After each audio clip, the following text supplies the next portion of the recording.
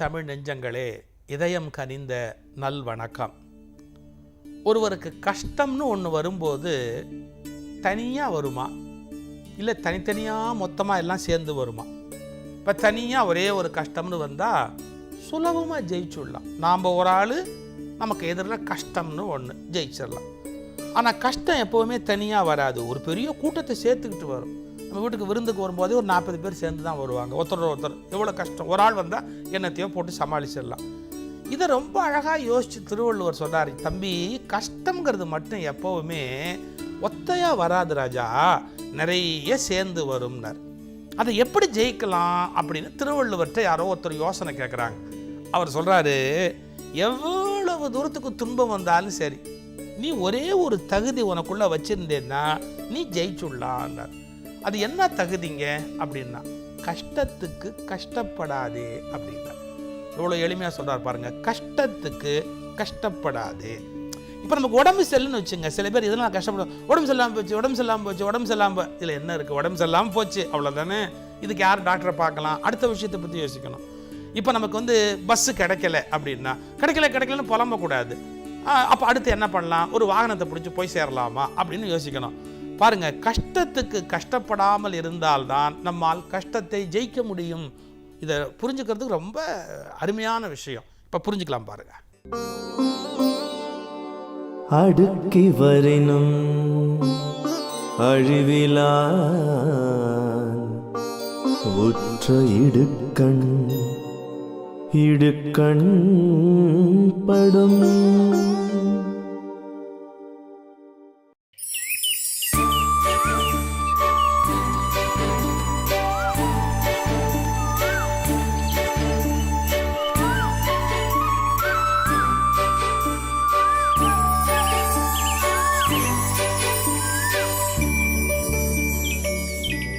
என்னம்மா பொழுது விடிச்சிருச்சு, இன்னமும் தூங்கிட்டு இருக்க?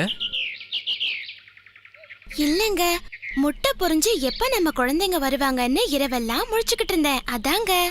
ஏம்மா, முட்டைகள் புரிஞ்சு பிள்ளைங்க வர இன்னும் நாள் இருக்குல்ல, இப்பவே இப்படின்னா நாளைக்கு அவங்க பிறந்து வளர்ந்து நம்மளை விட்டு பிரிய போறாங்க, அப்பவும் நீ தான் வருத்தப்பட போற. ஏங்க, இப்பவும் நம்ம அப்பா அம்மாவை நாம தான் காப்பாத்துறோம், நாளைக்கு நம்ம பிள்ளைங்களும் நம்மளை காப்பாத்துவாங்க. கோச்சிக்காதம்மா, நீ சொல்றது உண்மைதான். சரி, நீ எங்கேயும் போகாம முட்டைகளை கவனமா பாத்துக்கோ, நான் இறைய எடுத்துட்டு சீக்கிரம் வந்துடுறேன். சரிங்க, அந்த கழுகு கண்ணில் படாம பத்திரமா போயிட்டு வாங்க.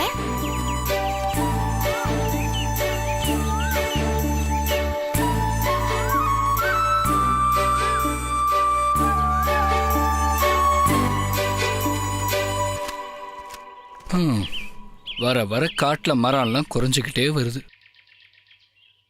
ரொம்ப நேரம் ஆயிடுச்சு, ஏதாவது உணவு கிடைச்சா சீக்கிரம் வீட்டுக்கு போயிடலாம்.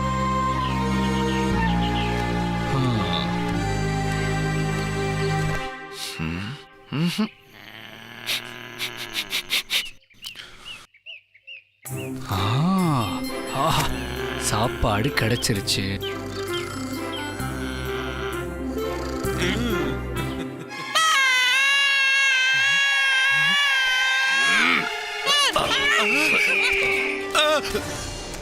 அம்மா,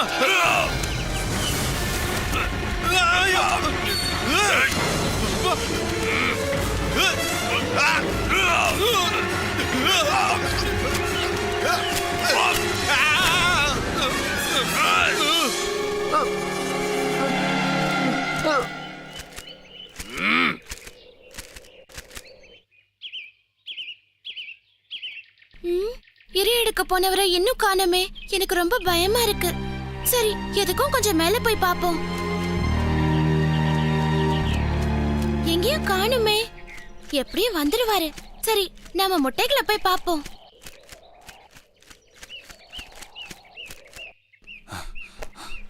ரொம்ப நேரம் ஆயிடுச்சு, நமக்கு ஏதாவது ஆபத்து வந்திருக்குமோன்னு பயந்துருப்பா. முதல்ல வீட்டுக்கு போவோம்.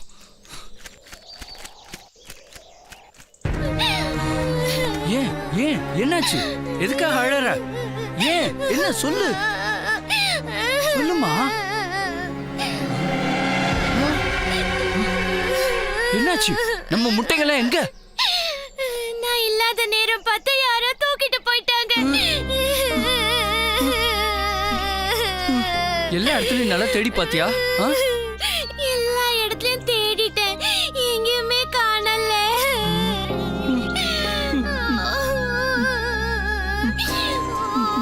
இப்ப என்னங்க பண்றது? யார் எடுத்திருப்பாங்க?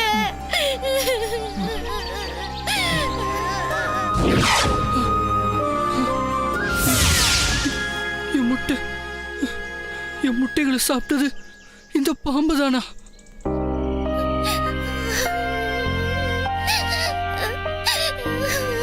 அழாத செல்லம், கவலைப்படாத. இனிமே இப்படி நடக்காது.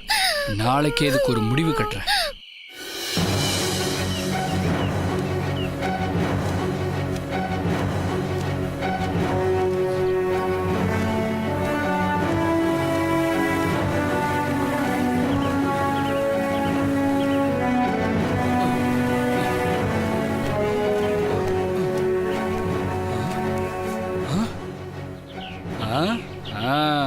இதுதான் சரியா இருக்கும். இது என்ன கூழாங்கல்லு? சரி வா, நாம போய் சாப்பாடு கொண்டு வருவோம்.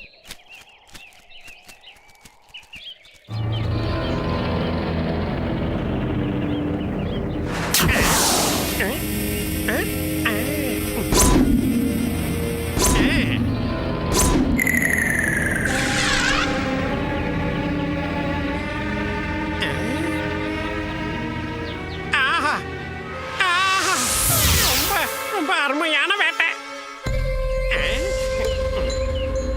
கூட்ட மரத்துல ஏன் கட்டுறாங்க? நிலத்துல கட்டலாம்ல. எவ்வளவோ கஷ்டமா இருக்கு. என்ன வாசனைய காணோம்? முட்டை ரொம்ப பெருசாதான் இருக்கு.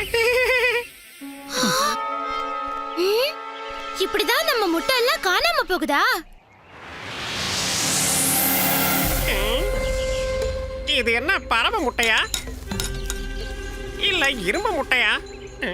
ஏதா இருந்தாருன்னு அப்படியே முழுங்கிட வேண்டியதுதான்.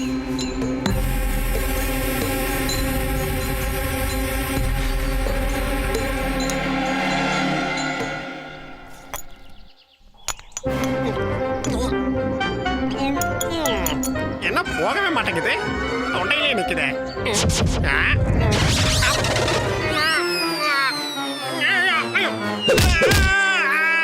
போச்சுடா.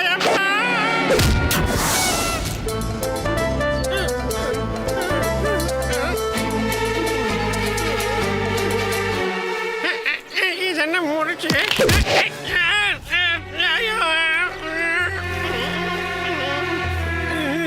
யார் மாட்டில் முடிச்சுன்னு தெரியலையே. இவ்வளவு கஷ்டப்படுறேனே.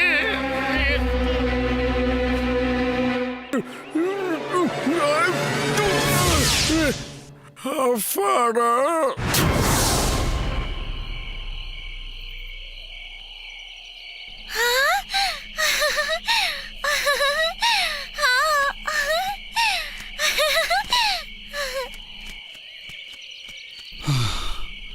இந்த முட்டைங்களையாவது காப்பாற்றணும்.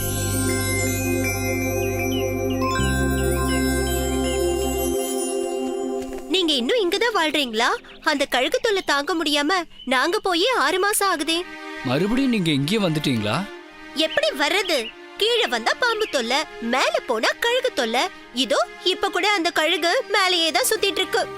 இதுக்கெல்லாம் நம்ம ஏதாவது ஒரு வழி பண்ணணும். நம்ம இனம் எல்லாம் அழிஞ்சுக்கிட்டே இருக்கு. இந்த பாம்பால நம்ம எல்லாருமே பாதிக்கப்பட்டிருக்கோம். என்னோட நண்பர்கள்லாம் இதையே தான் சொன்னாங்க. எனக்கு நேரம் ஆயிடுச்சு, நான் வரேன்.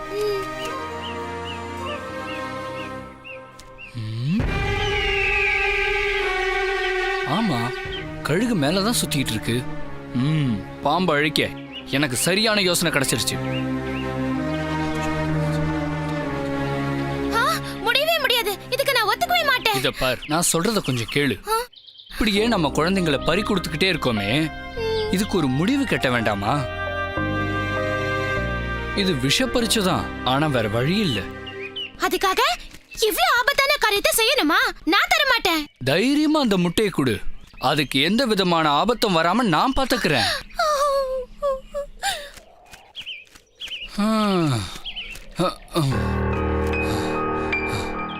நான் போய் சாப்பாடு கொண்டு வரேன். அது வரைக்கும் இந்த முட்டை கீழே இருக்கட்டும்.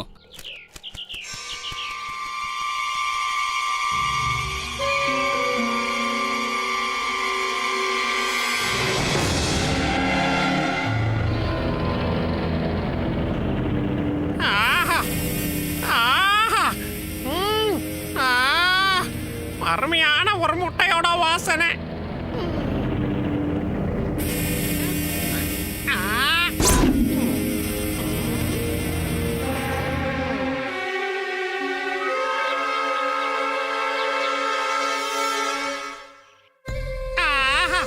என்ன அழகான முட்டை. அன்னைக்கு மாட்டிக்கிட்ட மாதிரி ஏதாவது பிரச்சனை வந்துருச்சுன்னா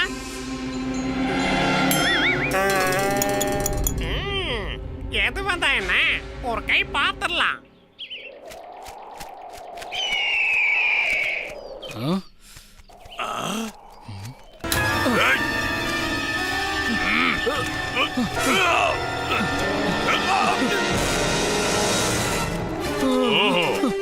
உனக்கு அவ்வளவு திமிரா?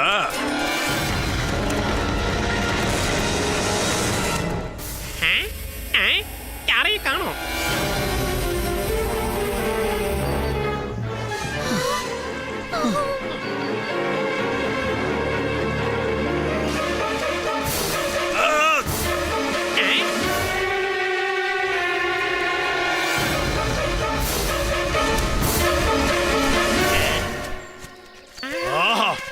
இதை விட அருமையான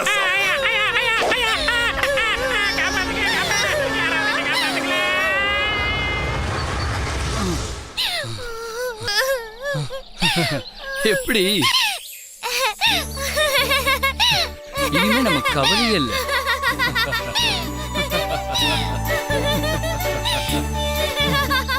நம்ம குழந்தைங்களோட சந்தோஷமா இருக்கலாம்.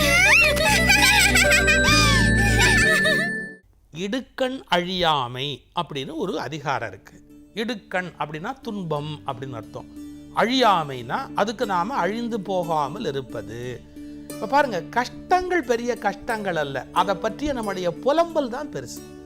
உடம்பு சரியில்லையான்னு கேட்டால் சில பேர் ஃபைலாக கொண்டாந்து முன்னாடி போடுவாங்க. எத்தனை டாக்டரை பார்த்துருக்குறோம் பாருங்க, எவ்வளோ வைத்தியம் பண்ணியிருக்கிறோம் பாருங்க அப்படின்னு அந்த கஷ்டத்தை பற்றியே பிரம்மாண்டமாக பேசிக்கிட்டே இருப்பாங்க.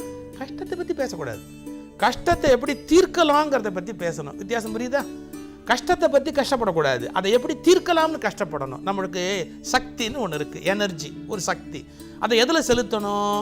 கஷ்டத்தை பற்றி சொல்லிக்கிட்டு இருக்கிறது இல்லையா, அதை எப்படி தீர்க்கலாங்கிறத பற்றி சொல்லணும்.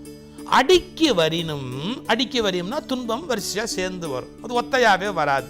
அடுக்கி வரினும் அழிவிலான்னா யார் அழியாமல் மன உறுதியோடு இருக்கிறானோ அவன் மட்டும் கொஞ்சம் கூட கவலைப்படாதவன். இடுக்கண் அழியாத மனநிலை உடையவன். அழிவிலான் உற்ற இடுக்கண் படும். இது கவிதை.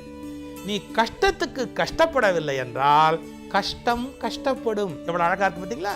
கஷ்டத்துக்கு நீ கஷ்டப்படவில்லை என்றால் கஷ்டம் கஷ்டப்படும். நீ அதுக்கு உட்காந்து வருத்தப்பட ஆரம்பிச்சிட்டேன்னா அது உன்னை தூக்கி சாப்பிட்டுடும். எனவே வாழ்க்கையில் நிறைய துன்பங்கள் உன்னை தொடர்ந்து வந்தாலும் கூட ஒன்னே ஒன்று இருந்துட்டா போறோம். என்ன, அதுக்கெல்லாம் நான் கஷ்டப்படுறது இல்லப்பா அப்படிங்கிற ஒரு மன உறுதி இருந்துட்டா, கவலைப்படுற இயல்பு எனக்கு கிடையாதுன்னு இருந்துட்டா ஜெயிச்சுடலாம். அடுக்கி வரினும் அழிவிலான் உற்ற இடுக்கண் படும்.